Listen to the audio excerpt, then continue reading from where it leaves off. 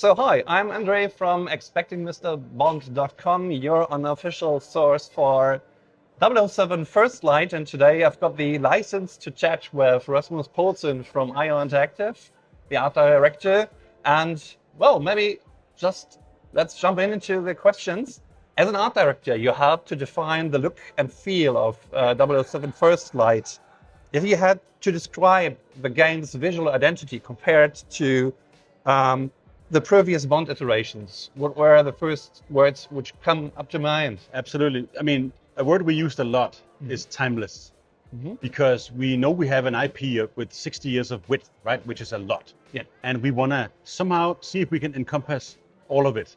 Of course, it's a modern take made specifically for the gamers, obviously, right? That's clear. And at the same time, it's important to us to really adhere to expectations and legacy. Everything from color choices to location choices to cinematography, things like that, being really inspiring. So timelessness is super important to us. And I would say one of my favorite terms we coined was in the development of the game when we were doing the HUD. And I was discussing it with our designers, and they said, so it's tactical elegance, isn't it? And I'm like, yes. So these words have been beaten around a lot, and I think they describe quite well what the tonal spectrum of a Bond experience must be. Okay. And the latest trailer, many fans have picked up the Mediterranean and classical influence, like Roman-style statues, runes, Latin words like Sagitta, and even what seems like a reference to Theseus in the Carpathian Hotel, for example. It's in the background. And combined with the golden mask and the laurel crown from the antagonist, it almost feels like IOI has deliberately drawn Greek and Roman symbolism for that villain identity. Was it really intentional, like a creative design choice, or was it pure coincidence? Some of the references you mentioned are let's say incidental, but the statue aesthetic is certainly not.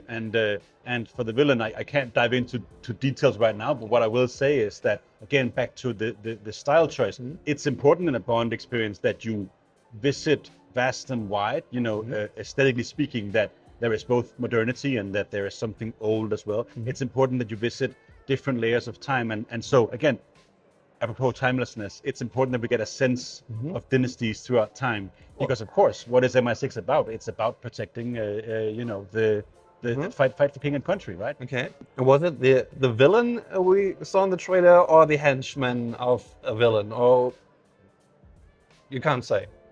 We don't know. We can. I'm looking at the camera. Okay. Yeah, sure.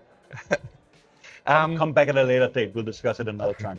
Both the Bond films and the Hitman games have already taken place to a wide variety of locations around the world. Was it challenging for you as an art director to find a fresh setting and new visual appeal to 007 First Light? Yeah, I mean, it's always a challenge. Thankfully, we've had a lot of practice in globetrotting within the company, and the team I'm working with has that mindset as well. So we are quite well versed in that particular job, I would say. What is different for Bond really is that, yes, we want to take you somewhere new and unexpected, like either a vacation destiny you would wish you would want to go to, or a dangerous location that is you definitely don't want to go to, right? Either those. And then at the same time, push it a little bit further and be a little bit more original than you thought. And that can be in many different ways, but it shouldn't just be the initial idea. It should be more than that. And that's also important for the Bond franchise. So It was always a challenge to push further and find the unexpected B-roads, if you will, in and around these locations. Yeah. Ken Adam is a legendary designer for the sets and who has shaped the classic look of many Bond films. Was he an inspiration for you to work with, or do you decide to deliberately aim something completely different and independent? What I'll say is you can't really look at the legacy of Bond without looking at the work of Ken Adam for sure, because his work is so pivotal. And in many respects was he an inspiration. Unfortunately, it's a little too early to go into the details, but I would love to talk about it another day. And I will say, you cannot deny that influence, and you cannot deny, let's say, having a take on it, because his work is pivotal for sure. Cool. I would describe 007 First Light as a cinematic, action-driven spy game with strong elements of adventure. Which other video games have inspired you during the development, whether in terms of storytelling, gameplay mechanics, or overall atmosphere? What I'll say about other video games is we've been inspired far and wide, and from lots of different pop titles to strange underground things as well. So just as we looked wide from a legacy of Bond point of view, 60 years, we've looked wide for games as well. So I think a lot of different games have inspired our sense of timing, our sense of flow, and things like that. And of course, our own legacy catalog has inspired us greatly as well. Riff on the things while being acutely aware of what unique new features is needed to create this Bond experience. Cool. And the Bond films, 009 has always existed in Bond's shadow. In Octopussy, he was killed before Bond even arrived on the scene. In The World Is Not Enough, we only hear of him. He was the agent who was said to shot Renoir, but didn't kill him. So Bond has to fulfill his task, and Inspector Q has built the Aston Martin DB10 for him, but Bond takes it in the end. So it feels like you have reversed that connection between 007 and 009 in this game. Can you explore it a little bit more? The writing team behind these characters and the narrative director knows all these Bond characters in depth. And I would say for the wider cast, we have, the surrounding cast, MQ, etc. We have our own unique take on who they are to Bond and what they represent. And without going into further details of 009, what I'll say is that it's important to us that you come into these characters with an expectation, and that we together play with that expectation in discovering this new Bond, right? And who is him and what shaped him along his journey. Okay. So that connects to my next question. Unlike Agent 47, who is more alone, James Bond is surrounded by a wide range of personalities. How important is it for you to have this ensemble of characters to tell the story? It's super important because I think while a lot of people might see 007 as sort of a lone wolf character, which he certainly is as well, there's a reason for things to be like they are, and he's shaped by the people around him. And in terms of who he gets support from, who has his back, who does not have his back, who will challenge him in the right way that he needs, right? Like who can make him grow, and who will be an obstacle, and who's got his back at all times, right? So all these flavors and all these types of characters are super important for him, because without them, I think it's the journey to get to know him is much lonelier in a sense. And of course, their presence also make when we have a version of Bond. I mean, not that we he's not fully formed yet, so he's still he has a little bit of naivety, but of course the British wit that but he isn't jaded. He isn't torn down by the rough world out there. So I think the cast that he has around him is super important for you to get to know him as well. Okay. If we compare it to the Bond movies, how women were treated back in history, I was very surprised in the demo that you have very strong female characters in the game as well. For example, Cressida, one of the agents, I guess, and the DGSE agent, Isola, or at least I know the name Isola connected to the reveal trailer. Can you tell us more about it?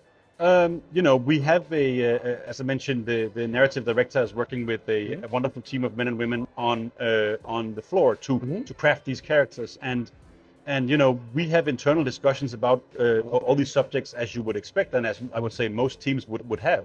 I think it's important to mention that we don't have a singular dogma on the team, which ensures good and healthy discussion on the team. And the other thing to mention is, of course, when you have a franchise lasting as long as Bond has with 60 years, what we've done is we've looked at what is the DNA of this character, what is the source core of Bond. He's a man of action, he takes chances, he has sharp British wit, and he gets the job done. And then how is that expressed throughout the different eras of time? It can be expressed in different ways, in ways that you may or may not agree with, right? But thankfully for us, we can take those elements and express them in the way that we feel is appropriate for both the character and what we think is important as humans and as creatives, right? And so these discussions are ongoing on the team. and that debate is part of the core of what makes Bond Bond, and what is his values and what drives him, and that's really what it comes down to. Cool.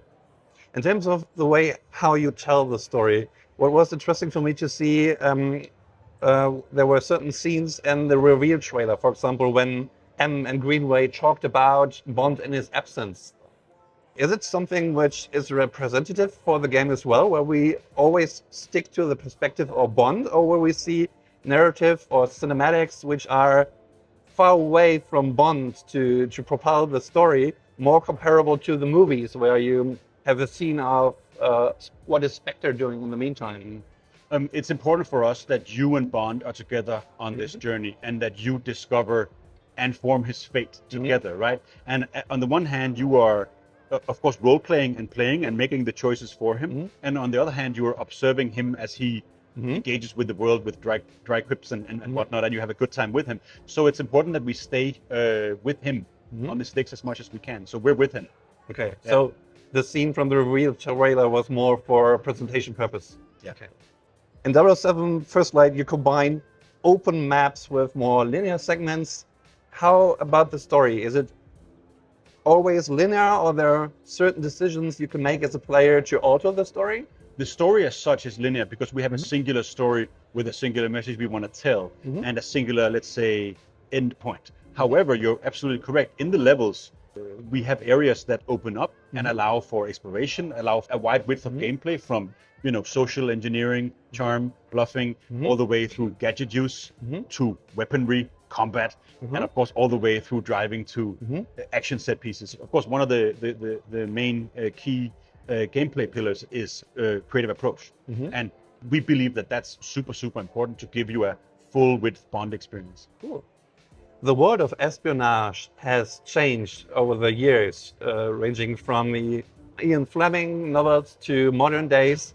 Espionage is more digital today. Yeah. Was it a challenge for you as an art director to come up with gadgets who really feel fresh and still plausible?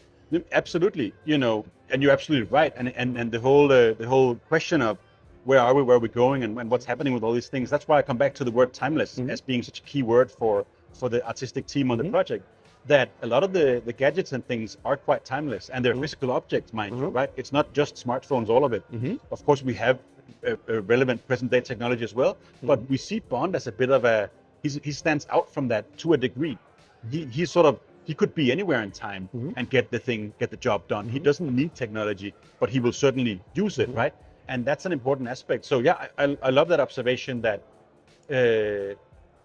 it's a specific challenge to design something that feels timeless and not specifically anchored in the time we're in. By the same token, obviously the game takes place, present day, which means we will have thematics about that as well. Compared to Agent 47, they're... Oh, okay. But so much more prepared. Okay. Okay. Maybe let's try to crunch it together, maybe. So, two of the major aspects which are completely new to you, apart from combat, are also the gadgets in the game. We've seen the Echo Trace gadgets. We've seen the, I would say, smartphone dartgun, or which is the Shockwave camera, maybe. And we've got the Omega Seamaster. Can you explain how gadgets work? Because I've seen a little battery image. Yeah, so the Omega Seamaster forms the home of the gadget use, and via your QLens you can observe the world, and that will tell you what you can manipulate and how. And then you have different resources you can acquire, pick up by physical pickup or by the actions you do. And these resources then drive the system that allow you to play in a Bondy fashion, which means playing Bondily allows you to keep playing Bondily. So it's really to help you steer the game in a way where you've got to combine wit, observation, and action and chance taking and smarts in sort of a nice mix to make sure that you get that engaging flow of experiences. I mean, we've explored gadgets before in our previous games, so I would say I think we're pretty adept at that. But of course, it's important to mention that Bond will use the power that is used against him, right? So he will have to fit into the environment he's in and not, let's say, break the rules, because he's not an agent of chaos. Even though he will take chances and do ridiculous things, he will meet the level of opposition appropriately, but he will not overreact before he's met with that. So he will get license to kill when the enemy decides it's time, or we as a developer telling you a story decide it's time. It's both systemic, but it's also narratively decided. Okay. And to come to the second part of the question, what were the core design pillars you picked when designing vehicles as a feature in the game? What's the most important for you to convey with vehicles in the game? For vehicles, it's about feel. And we've had to bring on specialist, knowledge team members to help us lift that task, because that's a new thing for us. And that has been a magnificent challenge and a wonderful one as well.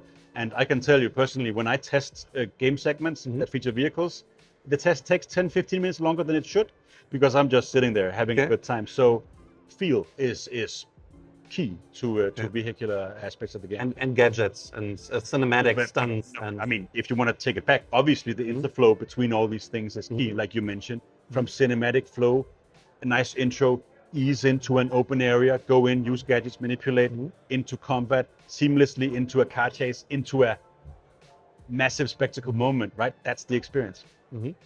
There was a little echo to Moonraker, for example, in the demo, when Bond was parachuting and skydiving and trying to get a parachute on the way. It reminded me on, for example, the beginning and opening of Moonraker with Jaws.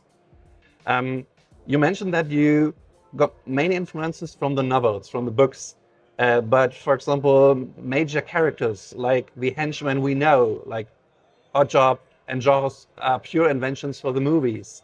So in terms of henchmen in the game, do you more lend to the books and keep it more grounded, or can we expect to see crazy henchmen larger than life in the video game as well? I would say the approach is to found everything in credibility, credible dialogue, credible character motivation, credible story, locations, etc., to allow for you to have fun on the other side of things. So you know, like we mentioned, the action moments and the set pieces. So I'd say it's a balance of these two forces. You can't have one without the other. So it's a balance of those two. I can't get specific about the characters beyond. And when Bond gets even more routine in the game, is it tied to a certain, let's say, skill or progression system in the game where you can unlock stuff? Good question. I would say, you know, because it's a linear narrative where we land in a specific space for Bond and for you, the player. In terms of acquired skill, of course, you have your skill. You have skills that are, let's say, handed to you through story beats where things become obvious, and then you have gadgets that are awarded to you when Q deems you ready to accept that level of you know, action. And just maybe as a closing question, if you look at the development of the game and if you combine your experience with Hitman, what brought you as an art director most joy developing the game? What was your personal piece where you felt a certain warmth in your heart? Yeah, I mean, that's a wonderful question. Having been inspired by 007 my entire professional career, just coming into the franchise proper has been amazing. And then getting a chance to really dive in and finesse our sense of locations. It's something that's near and dear to my heart, like, you know, set dressing and also where are we and how does that feel being there and what's the colors. And then from a gameplay point of view, I mean, maybe you have gathered that from what I said so far, the car aspects of the gameplay, I think is really, really, really wonderful. But I would say overall, it's just a really good place to be. For me personally, I'm so proud of what we've done. And I think it feels like coming home in many respects. So cool. Thank you very much. Good. Thank you.